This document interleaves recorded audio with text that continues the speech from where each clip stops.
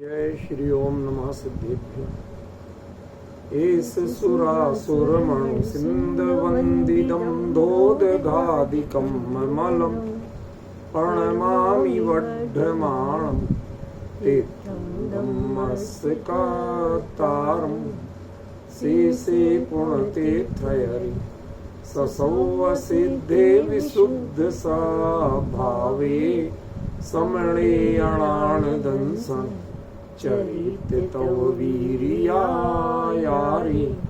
ते सौवे समगम पतेगमेव पतेगम वन्दामि अवट्टन्ते अर्हन्ते मानुषे खेते किच्चारिहन्ताणं सिद्धाणं तैणमो गणहराणम् अज्जावैवगाणं साहूणं चैव सौवेसिं तेसिं विशुद्धदंसं प्राणपहाणा समं समासेज्य ओवसंपयामि सम्मं जतो निर्वाण संपत्ति।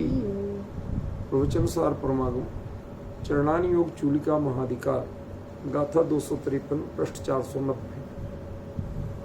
वेज्जावच्चनिमित्तं गिलाण गुरुबाल बुड्ढ समणाणं लोगिग जन संभासा प्राणिंदिदा वासुहो वजुदा। यह गाथा एक बहुत अलग पिछले से जुड़ा हुआ है लेकिन बहुत अलग अर्थ को बताता है। इसकी उत्थानिका मैं देखता हूँ आचार्य देव ने क्या दी है, नहीं है उसमें दिया लौकिक जन संभाषण प्रवृत्तिम दर्शन, लौकिक जनों से बातचीत। ये दरअसल क्या है, हम लोग यूनिवर्सिटी में सिखाते भी हैं, जो भूमिका या संदर्भ प्रसंग जो होता है वह जो नीचे छंद है उसका अर्थ नहीं होता, उसकी पृष्ठभूमि होता। यदि उसका अर्थ ही आपने दे दिया तो फिर वो पिछले से जुड़ने की बात ही खत्म होगी। पिछले का अर्थ अलग था, इसका अर्थ अलग है। अब दोनों में तारतम्य क्या है, वही तो उत्थानिका जोड़ती है, वही प्रसंग जोड़ता है और वही आपने क्लियर नहीं किया, तो ये चीज थोड़ी सी अस्पष्ट रह जाती है। दरअसल इसका मूल जो प्रसंग है वो क्या है, वो मैं आपको बताता हूं, तब इसका अर्थ आपको समझ में आएगा। पिछली गाथा में आचार्य देव ने क्या कहा था कि साधु श्रवण की वैयावृत्ति करें। यही निष्कर्ष बात इतनी थी कि जो श्रवण किसी भी प्रकार की पीड़ा से पीड़ित है, रोग से, क्षुधा से, प्यास से, थकान से, किसी से भी पीड़ित है, उसको आप प्रतिवर्ज ना करो आत्मशक्ति से। जितनी तुम्हारी आत्मशक्ति माने शारीरिक शक्ति नहीं, आत्मिक बल, जितनी तुम्हें नॉलेज है, जितनी समझ है उसके अनुसार करो। जिस चीज की समझ नहीं है उसमें तुम अपनी नाक मत घुसो। थोड़ी रफ भाषा में बोल दिया मैंने, आजकल दिल्ली में ऐसा चलता है ना, तो भाई जो चीज तुम्हें आती नहीं है उसमें अपना दिमाग मत चलाओ, उसमें एक्सपेरिमेंट मत करो, जो आता है वही करो। समझ गया ना?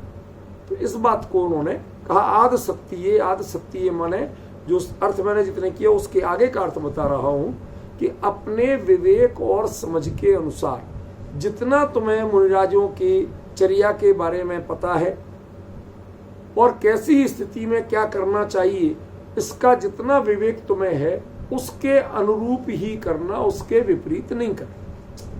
जो चीज यदि तुम्हें पता नहीं है तो वो तुम्हारी आत्मशक्ति के बाहर, वो तुम नहीं करना। ये बात पिछली गाथा में। लेकिन दोनों कौन थे? दोनों थे साधु। एक को श्रवण कहा और एक को साधु कहा। वो क्यों कहा सब आपको कल बता चुका। अब प्रश्न ये है कि ऐसे कार्य के लिए क्या लौकिक लोगों से भी बात करना चाहिए या नहीं? किसी भी उत्तर के लिए कोई उत्तेजित नहीं हुई, जल्दीबाजी मत करिए। पहले अभी आपने गाथा का अर्थ तक नहीं समझा। मैं कोई भी बात कहता हूं आप लोग झट से हाँ ना करने लगते हैं। थोड़ा सा पहले जिज्ञासा से सुनना सीखिए। क्या कह रहा हूं मैं? बात समझ में आ रही? पॉइंट समझ में आया कि नहीं आया? क्या कहा मैंने आपको? क्या प्रश्न है? कुछ स्पष्ट हुआ? प्रश्न ये है कि जो मुनिराज अन्य मुनिराज की किसी भी विपरीत स्थिति में परिचर्चा कर रहे हैं, परिचर्या कर रहे हैं, सेवा करना चाहते हैं, अब ऐसी स्थिति में वो किसी लौकिक व्यक्ति से बात करें या ना करें। पॉइंट समझ में है कि यदि कोई चीज कदाचित, उन्होंने कह दिया आद सत्य है। आद सत्य का क्या अर्थ कर दिया आज? कि वह अपनी जितनी जानकारी है उसके अनुसार, अब कदाचित किसी को किसी चीज की जानकारी नहीं, लेकिन हो सकता है कोई लौकिक जन माने या विद्वान है, लौकिक जन माने उस विषय का जानकार, विद्वान माने केवल जैन विद्वान नहीं, लौकिक जन माने उस विषय का जानकार, ठीक है ना। उससे वह साधु होकर, साधु का पद ऊंचा है और एक विद्वान का पद गृहस्थ है तो नीचा है, अब वो साधु होकर के उस विषय में किसी गृहस्थ से सलाह मशविरा करे या ना करे। पॉइंट समझे? कुछ पृष्ठभूमि समझ में आई? स्वयं कौन है? साधु। जिसकी परिचर्या करना है वो कौन है? वो भी मुनिराज। अब गृहस्थ को करना नहीं, लेकिन गृहस्थ से उस बारे में बात करे या नहीं करे। पॉइंट ख्याल में आ गया? क्लियर हो रहा? देखो, उत्तर तभी समझ में आएगा। ये अपना विषय बहुत गंभीर चल रहा, उसको हमें स्पेसिफिक ही लेना है। ये व्याख्यान नहीं है कि हम किए जा रहे हैं, पांडित्य नहीं है इसमें कुछ, ये इसमें टू द पॉइंट बात चल रही है। आचार्य ने बात कहां से शुरू की? वेज्यावच्च निमित्तम। इसका मतलब पहले भी एक गाथा, पहले भी वैयावृत्त शब्द का प्रयोग किया था, तो वैयावृत्ति का प्रकरण ही चल रहा है। तो वैयावृत्ति के निमित्त यानी वैयावृत्ति के लिए, ख्याल में आया? किसकी वैयावृत्ति के लिए? तो उन्होंने कहा 4 तरह के मुनिराज बताए। पिछली बार 4 तरह की बाधाएं बताई थी, अब 4 तरह के मुनिराज बताए। बात समझ में आई? पहले 4 तरह की बाधाएं क्या बताई थी? भूख से नहीं, उस सबसे पहले देखो आपको रोग से, फिर भूख से, फिर प्यास से, फिर थकान से, ये 4 तरह की प्रॉब्लम्स बताई थी। अब यहां 4 तरह के लोग बताए जिन्हें वैयावृत्ति की जरूरत होगी। पॉइंट समझे ना? पहले खाली प्रॉब्लम्स बताए, अब 4 तरह के लोग, ऐसे व्यक्ति बताए कि जिन्हें प्राय वैयावृत्ति की जरूरत होती है। ठीक है, समझ गए? अब उनकी वैयावृत्ति के लिए, लेकिन वो 4 कौन है? कि चारों हैं अल्टीमेटली साधु, कोई गैर नहीं है। कौन कौन है? गिलाण, गिलाण माने रोगी, ठीक है ना। कदाचित कोई, जैसे समंतभद्राचार्य को भस्मक व्याधि हुई थी, कई आचार्यों को अलग अलग हुई, तो उसके लिए, ठीक है ना। दूसरा गुरु। अब ये शब्द बड़ा भ्रामक है, दोनों आचार्यों ने, टीकाकारों ने इसका अर्थ किया, लेकिन अमृतचंद्र आचार्य देव ने तो उसको गुरु का गुरु करके छोड़ दिया। लेकिन जैसेनाचार्य ने उसका खुलासा किया, ठीक है ना, वो खुलासा आपको बताऊंगा। फिर उसमें यदि कुछ और अपने को स्पष्ट करना है तो वो बताऊंगा। अभी अपने शब्द को शब्द रखते हैं। गिलान माने रोगी, गुरु माने गुरु, तीसरा बाल माने बच्चा, चौथा बुढ़ माने बूढ़ा। ये चारों विशेषण किसके हैं? समणाणम, जो श्रमण है, माने बाल है, माने कोई बच्चा, घर का बच्चा नहीं, वो भी साधु है, ठीक है ना। कोई वृद्ध है तो भी साधु है, ठीक है। रोगी है तो भी साधु है, और गुरु है तो भी साधु है, ठीक है ना। तो इन चारों का मैं स्वरूप बताऊंगा। कल रोगेण के अर्थ, जब अर्थ अपन ने खुलासा किया था, उस समय क्या बताया था कि मुनिराज की चर्या ऐसी होती है, यदि शुद्ध चर्या से हो तो उन्हें आसानी से कोई रोग तब तक नहीं हो सकता जब तक कोई पूर्वसाता कर्म का तीव्र उदय ना आ जाए। उनकी लाइफ स्टाइल बहुत परफेक्ट होती। आपको मैं भाई साहब एक छोटी सी चीज बताऊं दृष्टांत रूप में। आज आप पधारे हैं, कोई चीज एक्स्ट्रा भी अपने को खुलासा होना चाहिए। जब मैं मुनि धर्म वाली पुस्तक लिख रहा था तो उसमें मैंने एक प्रसंग बड़ा स्पष्ट किया था और उसको पढ़ के बहुत सारे लोगों ने उस पर लिखा था कि भाई साहब ये हमने कल्पना ही नहीं की थी। उसमें ये बताया कि जैसे मुनिराज कभी दांत नहीं धोते, मांजते नहीं है, मंजन नहीं करते, ये तो आप जानते हैं, जिनके न निहोन न दंत धोवन, पढ़ा है ना।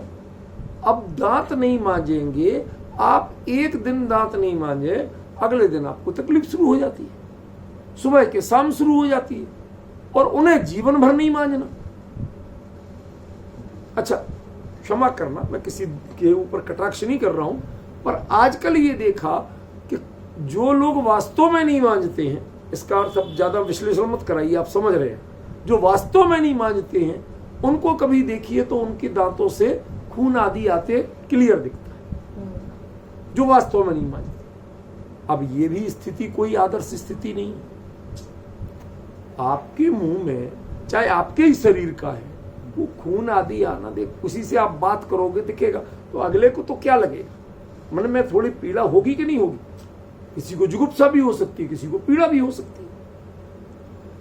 तो मैंने उस समय लिखा था कि वो जीवन भर दांत नहीं मांजे लेकिन उन्हें कोई दांत का रोग हो नहीं सकता। तो लोगों ने कभी कैसे नहीं हो सकता, कारण बताओ आप, कोई तो साइंटिफिक बताओ आप। तो मैंने जो साइंटिफिक कारण दिया था वो जिनाम नायक के मुनि धर्म के स्वरूप वाली पुस्तक में क्लियर, आज भी प्रिंट है, वो आपको दे सकता हूं, वो जरा आपको विचारणी है। उसमें क्या दिया मैंने कि मुनिराज 24 घंटे में एक बार जब भोजन लेते हैं तो पानी भी एक बार ही लेते हैं, दोबारा तो लेते नहीं, और वो भी कितना कि आधा पेट भोजन, जितनी भूख है जितनी जगह है आधा पेट भोजन, ये नियम है शास्त्र में, और बाकी जो आधा पेट है उसमें 1/4 हिस्सा पानी, माने 3/4 हो गया। अब 1/4 हिस्सा वायु के संचरण को रहने देना चाहिए, अन्यथा ये पेट फूलेगा, फिर वो अपनी जगह वायु मूव नहीं कर पाएगी तो पेट फूलेगा, अफारा आएगा, डकारें, ये सब विषम स्थिति है। ये मुनि धर्म के अनुसार बहुत विषम स्थिति है, नहीं बनना चाहिए। किसी को भी देखे कोई तो कुछ का कुछ लगे। तो अब आपने जब आधा पेट या आधी भूख से भी कम भोजन किया, आहार लिया और इतना ही पानी पिया, आप बताइए आपको भोजन के 1 घंटे 1.5 घंटे बाद प्यास लगती है या नहीं? माने उसको पचाने को पानी तो चाहिए ना। तो चलो मुनिराज तो ये कर लेते कि वो बहुत सादा भोजन लेते जिसमें ज्यादा गरिष्ठता होती नहीं है, तो वो ज्यादा बेचैनी नहीं होती, लेकिन फिर भी चाहिए तो अन्न है, वो तो जाएगा ही ना। अरे कम से कम गेहूं की सादा रोटी लो, बिना घी की, पर रोटी तो जाएगी ना, उसकी तो अपनी ऊर्जा है, उसके लिए तो चाहिए। तो उसमें दिया था मैंने, आप लोग भी जरा ध्यान से सुनना, विपिन जी ध्यान से सुनिए। उसमें दिया कि वह उनका जो मल है वह अपेक्षाकृत कुछ सूख सा जाता है, उतना पानी नहीं मिलता तो वो सूख सा जाता है, और वो सूखता है, पेट की कुदरती पाचन प्रक्रिया है कि एसिड जब समाप्त होता है उसके बाद, एसिड तो पचाने का काम करता है, एसिड के बाद पेट में कुदरती एक चिकनाई निकलती है, उसका नाम है आंव, समझ गए, हल्की सी। जब वो तेज हो जाती है तो फिर वो बीमारी बन जाती है। तो वो जो चिकनाई होती है, वो चिकनाई उस मल को आंत से चिपकने नहीं देती, लेकिन वो हार्ड होता है। तो जब भी मुनिराज निहार करेंगे तो उस समय वो उकड़ू बैठ के ही करेंगे। एक तो ये सिंपल है, उनके पास कोई इंडियन और वेस्टर्न कुछ नहीं होते, ठीक है ना। तो वो जो करेंगे उस समय, यदि आपको भी बता रहा हूं, यदि आप निहार के लिए बैठे, पंजे के बल बैठे, ठीक है ना, थोड़ा सा एड़ी उठा ले, थोड़ी सी एड़ी, और ये मुद्रा देख रहे हैं आप, ये देख रहे हैं सबको, इस तरह से अंगूठा और मुट्ठी ऐसे बांध के, और आप दांत पर दांत रख लें, नीचे की दंत पंक्ति ऊपर की दंत पंक्ति दोनों भींच लें, और फिर प्रेशर लगाएं और वो निकले।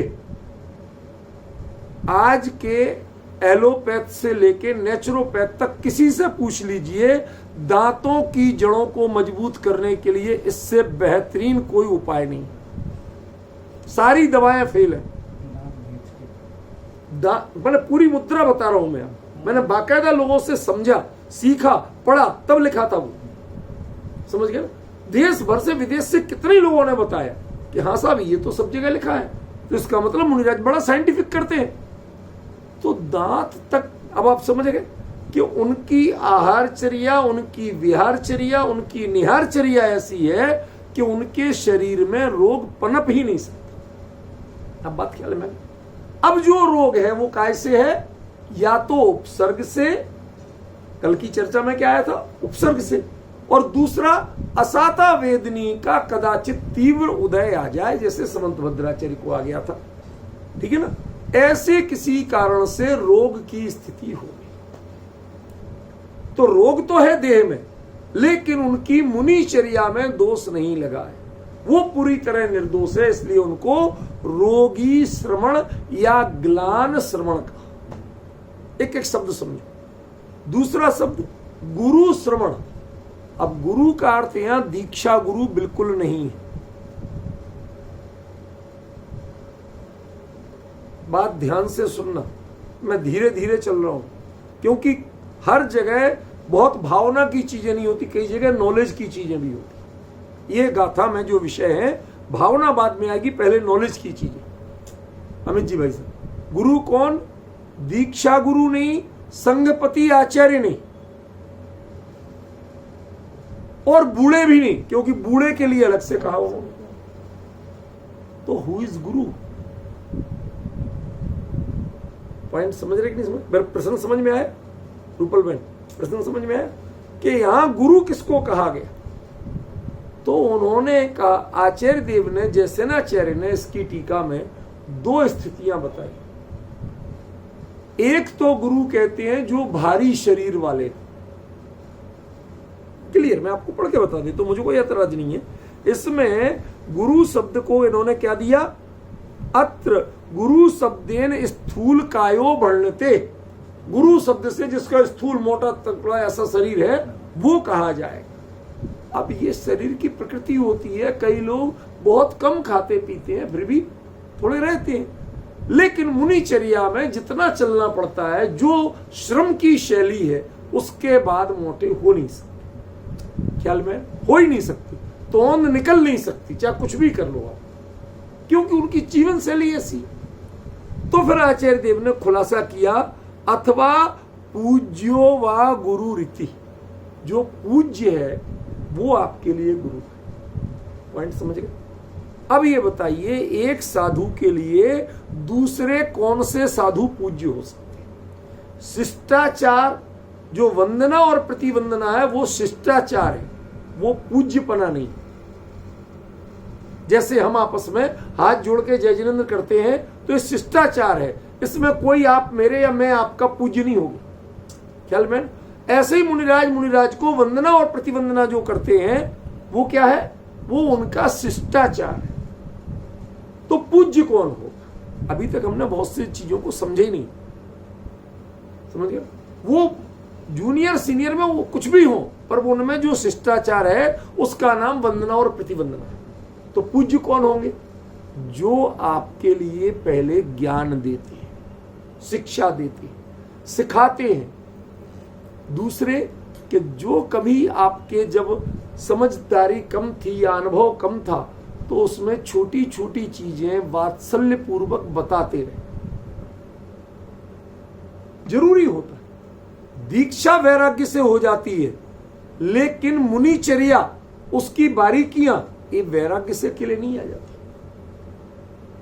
तो कोई कोई संघ में जब रहते हैं तो वो बाकायदा सिखाते भी हैं, बताते भी हैं, संकेत से करते हैं तो वो चीज सावधानी आ जाती है।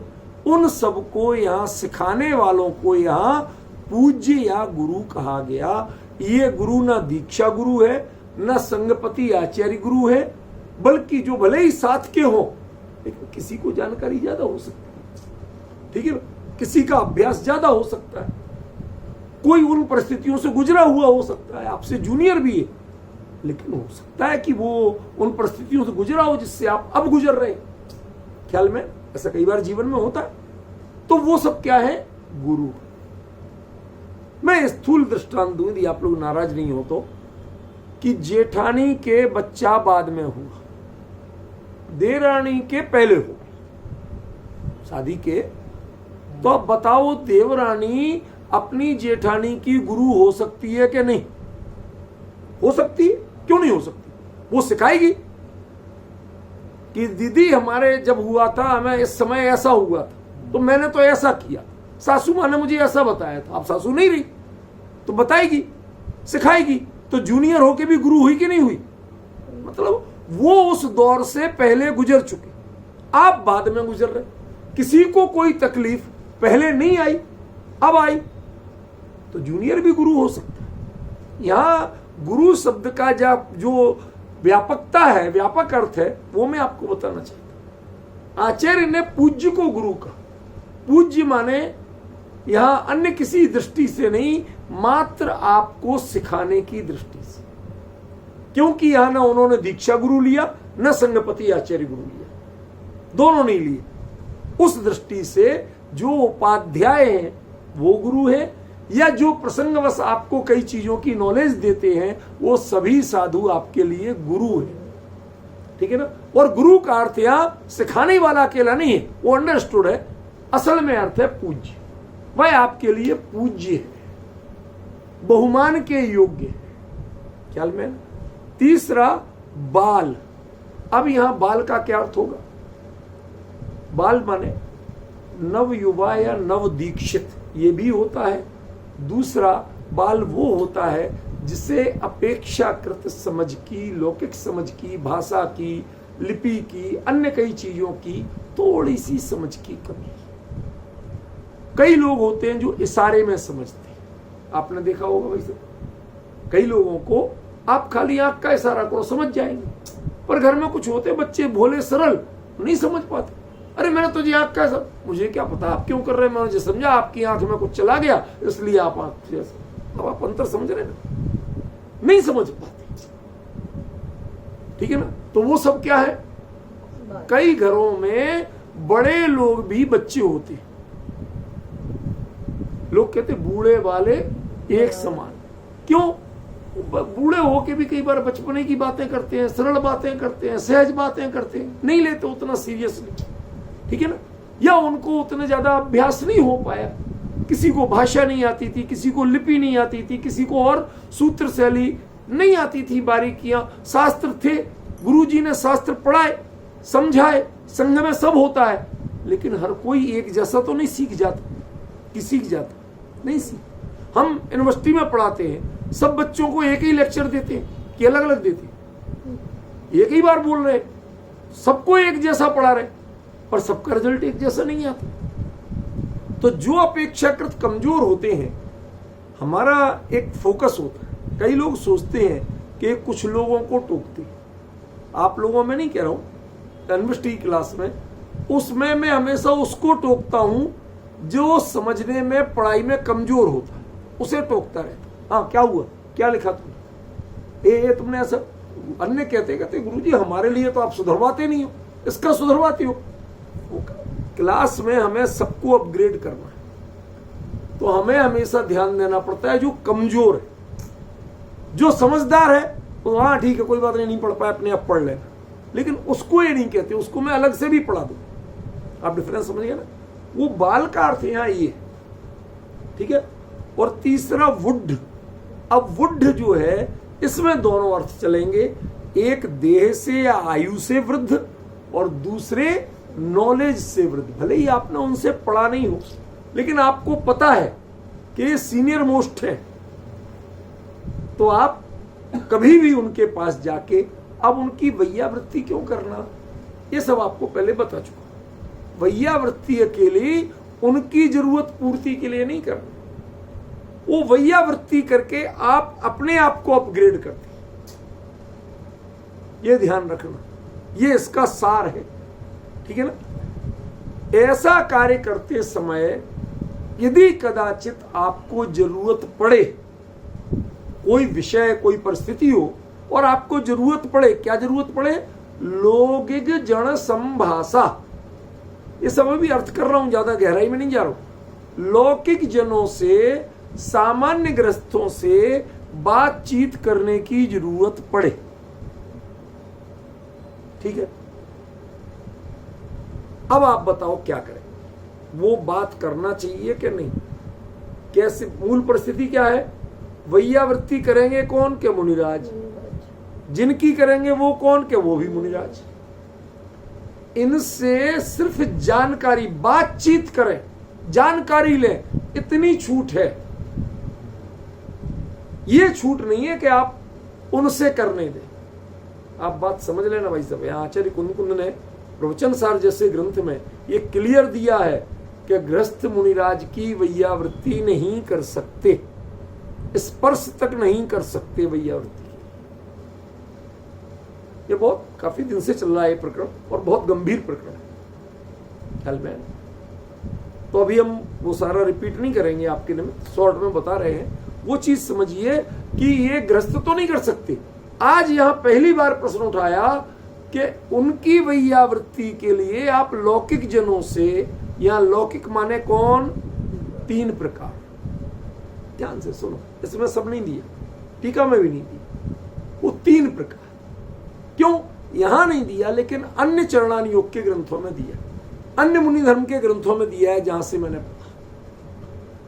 कहीं कोई विपरीत स्थिति आती हो, संघ पर, समाज पर, धर्मायतनों पर, तो मुनिराज के लिए, संघपति हो जो भी हो, उनके लिए जिन शासन में प्रावधान है कि आपने चातुर्मास में इतनी ही मर्यादा ली, इसके आगे नहीं जाएंगे, उस मर्यादा को छोड़कर राज दरबार तक में जाके राजा को समझाने का काम कर सकते, उससे बात कर सकते, उनके मंत्री से कह सकते, समझ गए ना। तो ये लौकिक जनी तो है ना। एक तो एकदम लेमैन, यहां पर क्या दे दिया, वो थोड़ा सा सीमित दे दिया टीका में, उन्होंने दे दिया अन्य मिथ्या दृष्टि जनों से भी, ये नहीं है अकेला। एक ग्रस्त है जो शास्त्र का विद्वान है, अब अपने जगन मोहन लाल जी साहब थे पंडित जी, उनसे विद्यासागर महाराज जी का पूरा संघ पढ़ता था। अब एक संकेत बता रहा हूं, उनमें किसी को मैं कोई प्रमाण पत्र नहीं दे रहा हूं, संकेत बता रहा हूं। तो ये सब कौन हुए, लौकिक जन संभाषा। आपके लिए सठखंडागम या धवला जैसा ग्रंथ पढ़ना है, उसकी वाचना करना है, समझना है, तो हो सकता है कि जो उतनी भाषा, उतनी लिपि और सब चीजों के जानकार हो, उनसे आपको कंसल्ट करना पड़े। या कोई स्थिति वैयावृत्ति की है, तो ऐसे में क्या किया जाता है, कोई और विकल्प है, निर्णय वो खुद करेंगे, निर्णय उनका नहीं चलेगा, उनसे जानकारी लेने के लिए अलग से बातचीत कर सकते, ठीक है ना।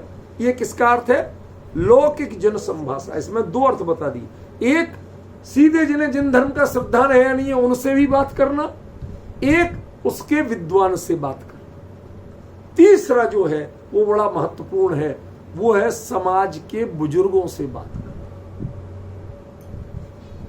ये बहुत महत्वपूर्ण पक्ष है, बहुत लोग नहीं जानते। आज संघों में सबसे बड़ी विडंबना बनी हुई है, एक कारण से, वो समाज के बुजुर्गों को जो गंभीर प्रकृति के हैं उनको इग्नोर करके नए नए लड़कों की फौज तैयार करके जय जय गुरुदेव जो होने लगते हैं, इसने बड़ी विडंबना पैदा की।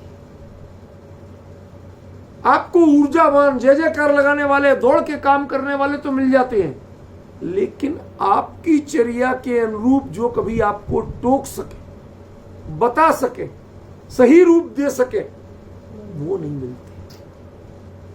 जिन्होंने शुरू से अपने बचपन से मुनिराज कैसे आते हैं, कैसे उठते हैं, कैसे बैठते हैं, कैसे चलते हैं, कैसे बोलते हैं, हर चीज को देखा है, वो भी एक तरह से आपके लिए एडवाइजर हो सकते हैं।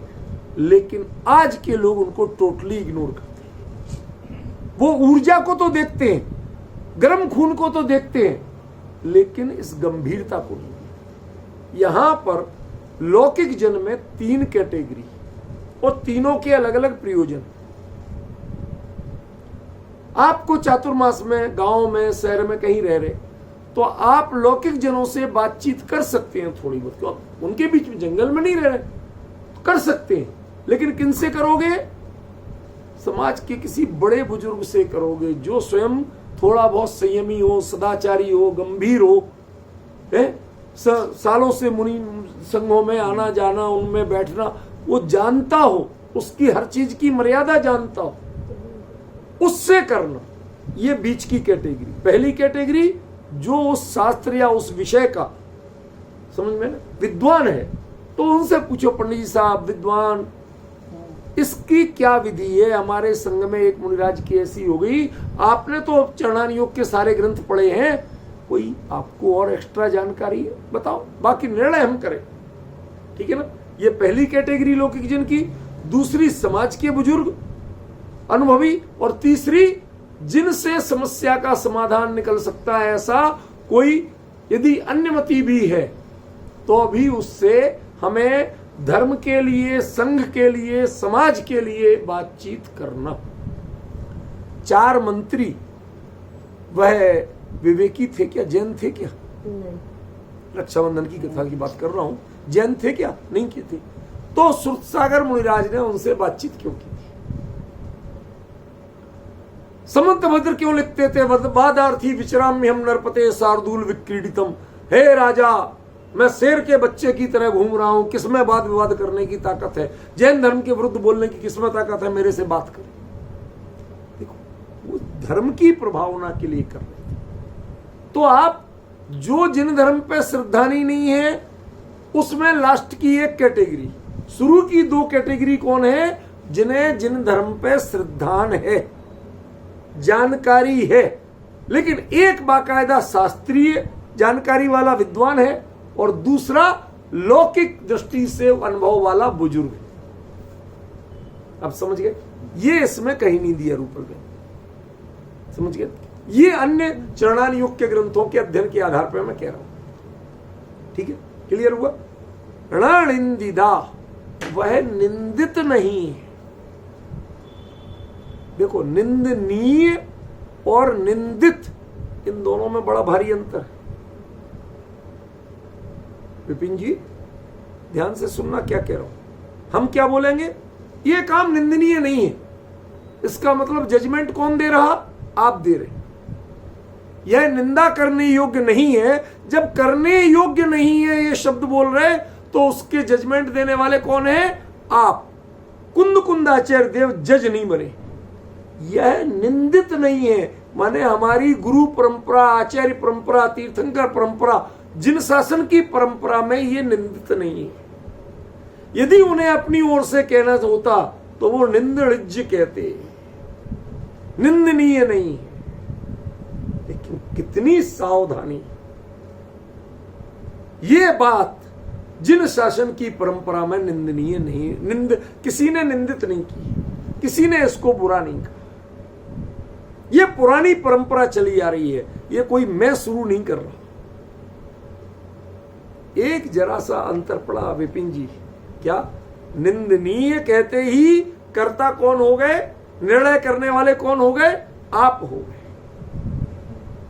और निंदित कहते ही ये पुरानी परंपरा है, इसका प्रवर्तक मैं नहीं हूं। सुदेश बाबू, आप हमें इतने दिनों से सुन रहे हैं, इन बारीकियों को समझने लगे होंगे आप, जो मैं ऐसे बताता हूं। वाह, अब इसके साथ में वाह शब्द जोड़ा, वो क्यों?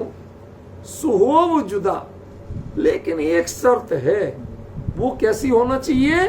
शुभ परिणामों से युक्त होना चाहिए। अकंपनाचार्य ने सुरसागर मुनिराज को प्रायश्चित क्यों दिया था? पॉइंट समझ में आ रहा है? क्यों?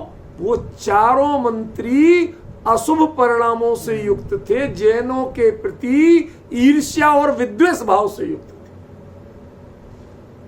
वो इनका मजाक उड़ाना चाहते थे। डिफरेंस ख्याल में आ रहा? इसलिए उन्होंने कहा कि बातचीत तो कर सकते हो आप, कदाचित हो, लेकिन ये शर्त है कि इनसे बात करो तो ये तय होना चाहिए कि आपका और उनका परिणाम प्रशस्त बना रहे, किसी के परिणाम में कलुषता ना आ जाए। भाई साहब, बहुत सावधानी से भी अर्थ करना है। इसमें शुभोप जुदा का अर्थ अकेला शुभोपयोग से युक्त पूजा पाठ दान ऐसा नहीं है। ये पूजा पाठ दान की बातें नहीं है भाई। हमारे समाज में ये बड़े शुभ कार्यों में आगे रहते हैं, काय में दान खूब देते, ये नहीं है। जिसके परिणाम प्रशस्त हैं, शांत हैं, सद्भाव युक्त हैं, वो शुभ है। समझ गए ना? ये कोरे जो दया दान व्रत पूजा वो नहीं है, बहुत व्रत करते हैं तो बड़ा पुण्य आत्मा है, ऐसा नहीं लिया है। कैसा होना चाहिए? वर्तमान में यदि किसी से बात कर रहे हैं तो अगले के परिणाम भी शांत हो, सद्भाव युक्त हो, और आपके परिणाम भी शांत और सद्भाव युक्त हो तो बात की जा सकती। अन्यथा मुनिराज को ग्रस्तों से बात करना मना है। समझ रहे आप? कितनी मर्यादा है, कितनी गहराई है इस बात में। लोग कैजुअली ले लेते, किसी से भी बात करने लगते, किसी से भी बहस। समंत भद्र की जो चर्चा है, माफ करना, उन्होंने खुद भी इसका प्रायश्चित ही किया था और करना पड़ा था। मैं वाद विवाद के लिए घूमता हूं, चाहे भले ही उन्होंने जिन धर्म की प्रभावना की हो, लेकिन जिनके मन में कषा है, आपके मन में ज्यादा, आपके तर्कस में तीर ज्यादा थे, आपके पास तर्क ज्यादा अच्छे थे, आपकी तार्किक शक्ति बहुत अच्छी थी, उनके लिए कहा गया कवि नाम गमका नाम च वादी नाम वाग्मी नाम अपि यशा समंत बद्रीयम मूर्धनि चूड़ामणि थे। मूर्धनि माने मस्तक पर, चूड़ामणि माने मुकुट के समान। समझ में? वो सिर पर मुकुट के समान आपको शोभा देते हैं। किनमें? कवि नाम, कविता करवाना हो तो समंत भद्र अच्छों को पछाड़ दे। गम का नाम, जो बात को समझ सके कि अगले का कहने का अभिप्राय क्या है। आज हमारे अच्छे अच्छे लोग धोखा खा जाते हैं, अगला कहना कुछ चाहता है और वो खुश होते हैं। हमारे संस्कृत में एक बहुत छल चलता, छल की बात बता रहा हूं। किसी को मजाक उड़ाना हो, अरे साहब आप तो महान पंडित हैं। संस्कृत में महापंडित शब्द को अच्छा होता है, लेकिन महा लगते ही उसका अर्थ महामूर्ख हो जाता है। तो उनको अब वो तो समझ नहीं रहा, भोला आदमी। पंडित माने विद्वान, महापंडित माने बहुत बड़ा विद्वान। वो अपने आप को फूला नहीं समा, वो सारी सभा उस पर हंस रही है। तो वो अगला बोलने वाला क्या बोलना चाहता है, उसको जो भली भांति समझे वो गमक, ठीक है ना, कन्फर्म परफेक्टली समझे, जिसकी अंडरस्टैंडिंग पावर अद्भुत हो, वो गमक। वादी नाम, बोलने में उसके बाद में आपको क्या उत्तर देना, उसमें परफेक्शन, वो वादी। और वाग्मी, उसमें आपके शब्द ऐसे हो कि अगला कभी पकड़ नहीं सके, फंसा नहीं सके, उलझा नहीं सके आपको, आपके शब्दों का उत्तर देते नहीं बने, इतने परफेक्ट शब्द बोलो। ख्याल में? ये है कवि नाम, गमका नाम, वादी नाम, वाग्मी नाम अपि यशा समंत बद्रीय मूर्धनि। इतनी प्रसिद्धि थी, इतना पुण्य का उदय था। आपको पता होना चाहिए कि आगामी काल में वो तीर्थंकर भी होने वाले। ऐसा पुण्य था उनका, ऐसे योग थे, उसके बावजूद उसी जीवन में क्या देखना पड़ा। समझ गए ना? इसलिए मुनि धर्म में अन्य लोगों से जो शुभोपयुक्त नहीं है या शुभोपयोग से युक्त नहीं है, नहीं कहा, शुभोपयुक्त नहीं है, ठीक है ना, जिनके परिणाम प्रशस्त नहीं है, उनसे आपको बात भी करना अपराध है, भले ही उन्हें कितना ही आता हो। अब मैं कुछ कह लूं, पचाना पड़ेगा, शांति से सुनना। ये सब आज के संदर्भ में कह रहा हूं, नाम किसी का नहीं ले रहा हूं। किसी महाराज जी को कदाचित कोई, हम तो नहीं चाहते कुछ हो, लेकिन जो हो चुकी उनकी बात कर रहा हूं, लेकिन नाम नहीं ले रहा हूं। कोई तकलीफ हुई, असाध्य बीमारी हुई, अब उसका एक्सपर्ट डॉक्टर वो सर्वगुण संपन्न है। ज्यादा कुछ बोलना अच्छा नहीं लगता ना अपने लोगों को, आप सब समझदार है, सर्वगुण संपन्न है, कोई व्यसन ऐसा नहीं है जिससे अछूता हो, ठीक है। अब उसको ले आए आप तो भोले आदमी ले आए, भाई इसका सबसे बढ़िया डॉक्टर है। अब वो तो कैसे ट्रीट करेगा, एज ए पेशेंट। हाँ महाराज बताओ, ठीक है महाराज बोल लेगा, बताओ आपको क्या क्या तकलीफ है, कैसा होता है। अब उससे बात करें कि नहीं, भाई जब मेरे प्रश्न समझ में आ रहा है, बात करें कि नहीं। वो कहते हैं कि आप बात नहीं कर सकते। क्यों? क्योंकि जो शुभ प्रशस्त परिणामों से युक्त नहीं है, जो व्यावसायिक दृष्टि से युक्त है, जिसके खुद के आचरण ऐसे हैं। अरे भाई मिथ्यात्व युक्त होना, जैन नहीं होना एक अलग चीज है। आज बहुत से जैन ऐसे मिल जाएंगे, अजैन, नॉन जैन्स, जो आपके प्रति बहुत श्रद्धावान होते, विनयवान होते, ठीक है ना, जो सदाचारी भी होते, दुराचारी नहीं होते। वो 7 व्यसन में से एक भी व्यसन नहीं करते, भले ही वीतराग भगवान को नहीं मानते, पर कम से कम उनकी चर्या, उनका आचार विचार वो तो अच्छा है, उनकी भाषा वो एक किसी के भी प्रति विनय और शालीनता की होती। यहां पर जो जैनेतर की बात की वो उनकी कही।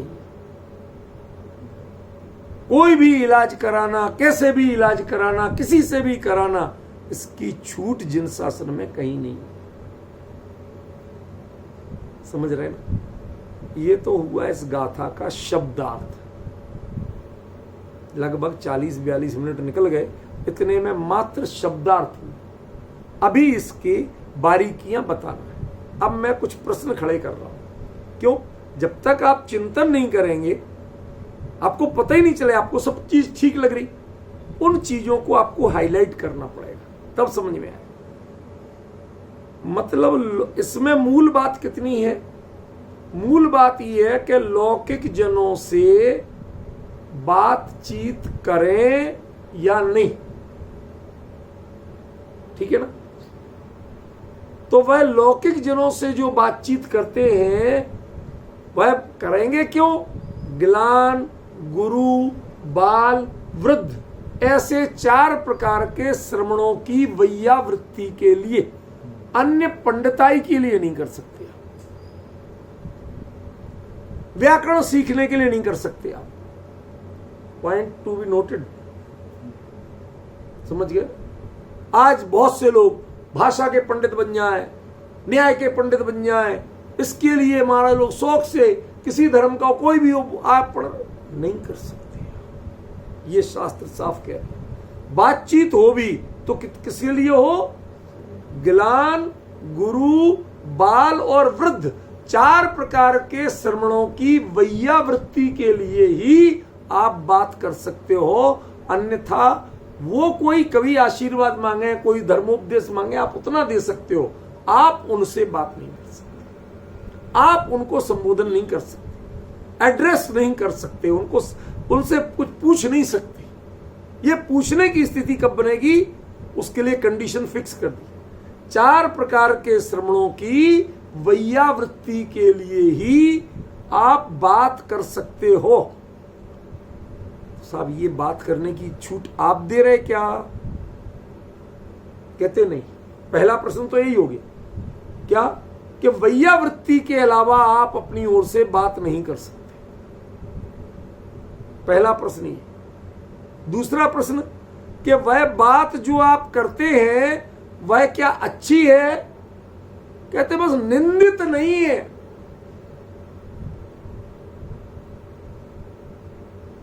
अच्छी हमने कब कहा? आचार्यों ने प्राचीन परंपरा में उसकी निंदा नहीं की गई। हमारे यहां एक ऐसी बचपने की कहावत है, शायद विपिन जी जानते होंगे, और लोग तो जानते हो नहीं जानते हो, अमित जी भी शायद कभी सुनी हो। सरल है, सब समझ जाएंगे, शांति भाई भी समझ जाएंगे।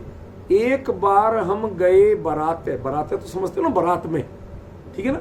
एक बार हम गए बारात है, गए मुलुआ की पाती, मुलुआ नाम हो किसी का, पाती माना उसके निमित्त, कि एक बार हम गए बारात है, गए मुलुआ की पाती, ऐसो स्वागत भयो सवई को कसर रही जूता की।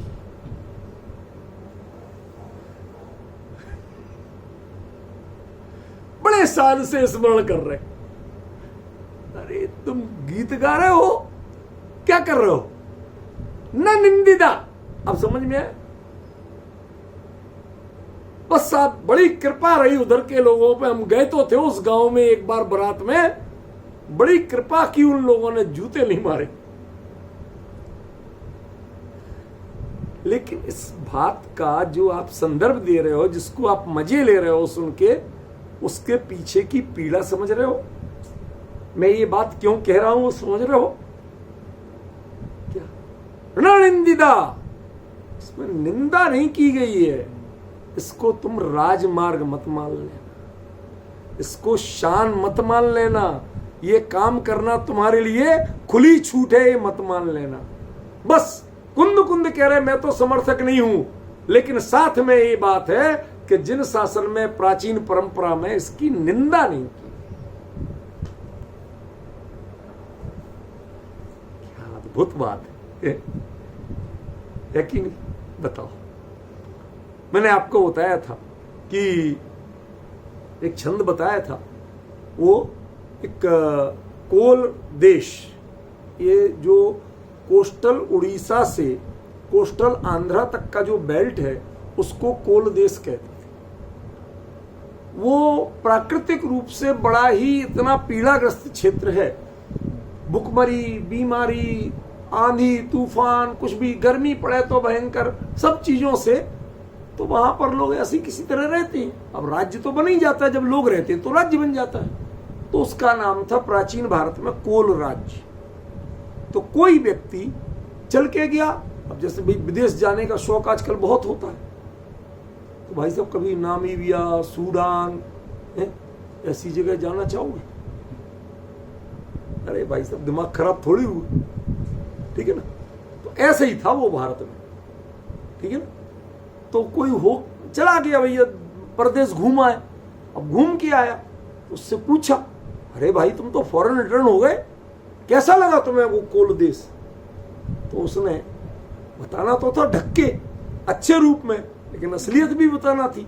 तो उसने कहा, कोल नृपस्य नगरे वासरा हरिवासरा मस्कई मतकुड़चापी रात्रि शिवरात्रि। कहते उनके यहाँ दिन जो थे वो हरि के रामनवमी जैसे, राम जन्म जैसे दिन थे, और रात्रि शिवरात्रि थी। यार रोज हो जाए ऐसा कैसे हो? तो गहराई से सोचा तो पता चला कि जैसे जब कोई इन लोगों के यहाँ, वैदिकों के यहाँ, वही इनके भगवान का जन्मदिन होता है, तो उस दिन दिन भर ये उपवास करते हैं, पाठ पूजा पाठ करते हैं, किसी तरह टाइम निकालते हैं। अपने यहाँ तो रात्रि में भोजन होता नहीं, इनके यहाँ तो होता है ना, इनका दिन ही का उपवास होता है अकेला। हमारे यहाँ तो 24 घंटे का होता है, ख्याल में ना। वो रामदेव बाबा बोलता है, कहता है उपवास सीखना तो जैनों से सीखो, तुम लोग उपवास करना नहीं जानते। कहते कम से कम 24 घंटे तो करो, तुम क्या है रात को खा पी के पड़ जाते हो, समझ गए? खैर जाने दीजिए, मैं किसी पर कटाक्ष नहीं करना। तो वो कहता है कि कोल नृपस्य नगरे, कोल राजा के राजधानी में, वासरा हरिवासरा, दिन तो ऐसे बीतते थे भाई साहब जैसे रामनवमी। क्यों? वहां रोज जुलूस नहीं, जुलूस कुछ नहीं निकलते थे, जैसे रामनवमी को भूखे रहते हैं, खाने को नहीं लेते, कुछ भी मिलता ही नहीं, ऐसे ही वहां भी दिन भर कुछ खाने को ही नहीं मिलता था। भाई आप देखो, अब ये चाइना फाइना कहीं चले जाओ तो क्या होगा। हमारे एक मित्र गए, खोटी बात है, अच्छी बात नहीं बता रहा हूं, लेकिन जानकारी आपको तो, सावधानी तो हो। आजकल लोग बहुत जाने लगे। वहां वो कहते भाई साहब वहां पहुंच गए, और 2-3 दिन परेशान रहे, जहां देखो कोई प्योर वेज कहीं कुछ मिला ही नहीं। तो एक जगह गए, उन्होंने कहा साहब ये बहुत स्टैंडर्ड होटल है, जाके बैठ गए। कहते भाई साहब क्या दो, कि तुम ये बताओ प्योर वेज क्या दे सकते हो। मैंने कहा उबले हुए आलू दे सकते हैं, और कुछ नहीं दे सकते। चलो भैया वही ला दो, कई दिनों से कुछ खाने पीने को मिला ही नहीं, तो वही खा ले। आ गए, अब उन्होंने भूखी टूट पड़े, खाने लगे, मजा नहीं आया, स्वाद बड़ा विचित्र लगे। तो उन्होंने पूछा वेटर को बुला के, भाई हमारे देश में आलू में ऐसा स्वाद नहीं होता, तुम्हारे यहाँ आलू में ऐसा क्यों है? तो उन्होंने वो बड़ा गंदा सा उत्तर दिया। मैं यद्यपि आप लोगों के बीच में देना नहीं चाहता, पर ये संदर्भ बताना चाहता हूं कि आप ऐसे लोगों से कैसे बच के रहे, उसके लिए बताना चाहता हूं। वो कहते भाई साहब ये सुअर के मांस में उबल रहे थे, उसमें से निकाल के दे दिए, ऐसे शाकाहारी हुए। कल्पना करिए क्या हालत हुई होगी उसकी, जो 3 दिन से भटक रहा था कि कहीं शुद्ध शाकाहार मिल जाए। भले ही ठीक है वो जैन नहीं था, उसे जैन भोजन नहीं चाहिए था, लेकिन इतना ही जो किया, हे भगवान क्या हुआ। तो ऐसे ही वो कोल देश होगा जहां प्योर वेज कुछ मिलते ही नहीं होगा, ढंग का कुछ मिलता नहीं होगा। कहता भाई साहब भटकते रहो, कुछ हिसाब किताब का मिलता ही नहीं था, और दिन तो भूखे निकलता था, कई रात में तो चैन से सो लेते थे। कहते भाई साहब क्या बात करते हो आप, मस्कई मत कोड़ो इस चापी रात्रिया शिवरात्रिया। जैसे शिवरात्रि में रात भर जाग के भजन करना पड़ता है, ऐसे ही वहां मच्छर और खटमल इतने थे, उसने रात भर जगाते, सोने ही नहीं देते। अब बताओ आपने प्रशंसा की, क्या किया ये समझे? आपने सब निंदा तो नहीं की, आपने तो हरिवासर और शिवरात्रि कहा, लेकिन वास्तविकता में क्या है? ऐसे ही आचार्य देव यहां कह रहे हैं कि ऐसे मुनिराजों के लिए लौकिक जन से संभाषण करना, बातचीत करना, ये निंदित नहीं है। इसका अर्थ प्रशंसित है, ये नहीं ले लेना। ये आपका राजमार्ग है, नहीं ले लेना। कितनी विवेक की, कितनी गहरी बात कह रहे हैं। क्या विद्वानों तक से ज्यादा बातचीत नहीं करना। मुनिराजों की चर्या, उनका विचार, उनका चिंतन एक अलग लेवल का होता है। वो ज्ञान मद कभी नहीं करते हैं, और विद्वानों में प्रायः ज्ञान मद पाया जाता है। समझ गए? वो जिस शब्द को पढ़ाना जानते हैं, उसकी प्रयोग विधि से परिचित नहीं। उनसे कहो इसे प्रैक्टिकल करके बता दो, तो नहीं आता। समझ गए? उनसे कहो ईरिया समिति, वो बता सकते हैं, पढ़ा सकते हैं, लेकिन ईरिया समिति से चल के नहीं बता सकते। आदान निक्षेपण समिति से सामान को उठा रख के नहीं बता सकते विद्वान। आदान निक्षेपण समिति पढ़ा सकते। आप डिफरेंस समझ रहे हैं? इसलिए वो कहते हैं कि भैया संघ में मुनिराजों की भैया वृत्ति के लिए यदि बातचीत भी करना, तो मुनिराजों के बीच में ही करना, आप गृहस्थों से करना ही मत। तो कहते बिल्कुल मना किया क्या? कहते ना निंदिता। लोगों ने निंदा नहीं की, बाकी तो सब कुछ किया। अब डिफरेंस समझ रहे आप? माने मुनिराजों के लिए गृहस्थों से बातचीत करना किस लेवल का था। कुंद कुंद क्या कमेंट्स कर रहे हैं उसके प्रति सुरेश बाबू, समझ में आ रहा है? वह निंदनीय नहीं है, निंदनीय नहीं है माने प्रशंसनीय है, ये अर्थ आप कतई नहीं ले सकते। वह राजमार्ग है, वह आपके लिए रोल मॉडल है, ऐसा आप बिल्कुल नहीं ले सकते। इसीलिए अब बताओ, जब बातें चीत तक नहीं करना हो, तो मुनिराज जंगल में नहीं रहे तो कहां रहे भाई साहब? शहर में रहेंगे तो बातचीत, ये सब चीजें होंगी।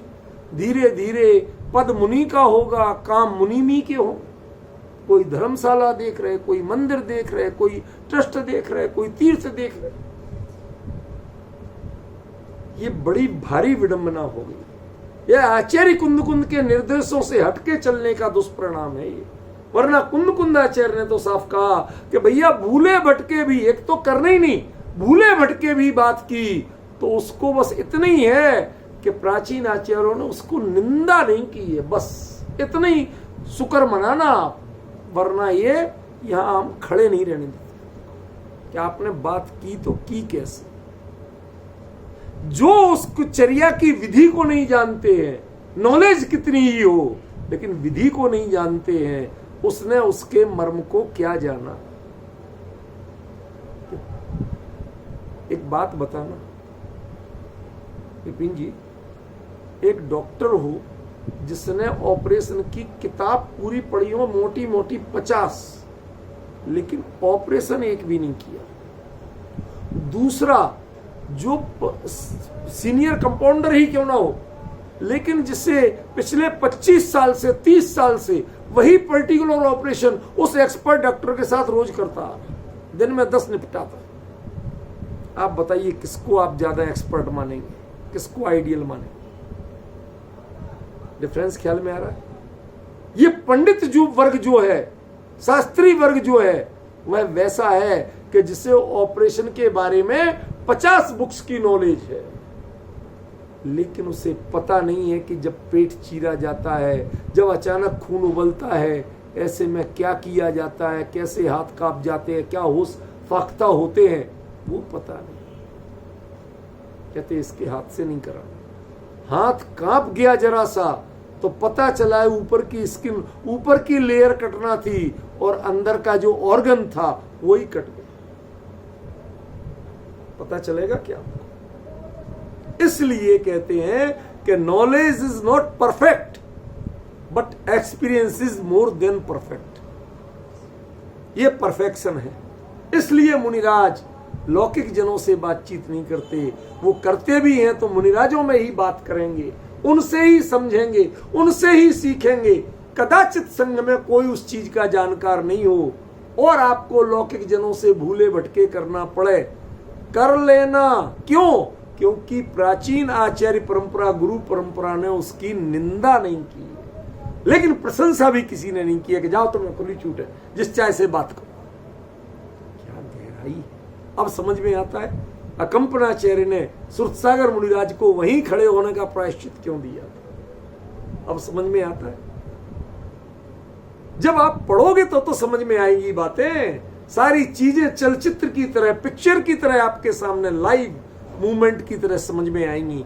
जब आप ज्ञानियों को पढ़ेंगे ही नहीं तो अटपटा लगता है। भाई कुछ भी कहो, अकंपनाचार्य ने किया तो थोड़ा सा, कौन से अनर्थ कर दिया था उन्होंने, जैन धर्म की प्रभावनी तो की थी। अरे भाई तुम मुनि धर्म को नहीं जानते हो, पहले मुनि धर्म को पहचानो, उसकी गहराई को पहचानो। यदि वह घटना नहीं हुई होती तो हस्तिनापुर में ये वात्सल्य पर्व के पहले जो 7 दिन की घटना हुई थी वो भी नहीं हुई होती। अब समझ में आया क्या कहा? न निंदिदा, वह निंदनीय नहीं है, निंदा नहीं की गई है। मैं अपने आप का कोई वोट इसमें नहीं दे रहा हूं।